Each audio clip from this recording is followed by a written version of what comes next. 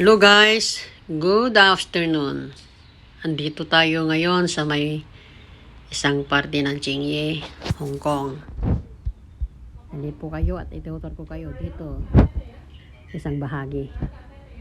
Ang ganda ng mga tanawin po. Naglalaki ang mga building. Ibig sabihin nagtataas ang mga building at ang daming punong kahoy. Ito siya guys oh. At itutur ko kayo kahit saglit lang. Ito. Yan. Berdeng-berde ang kulay. Sarap sa mata.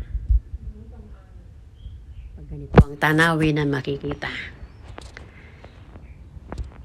So maraming salamat sa inyo guys sa pagsama nyo sa akin.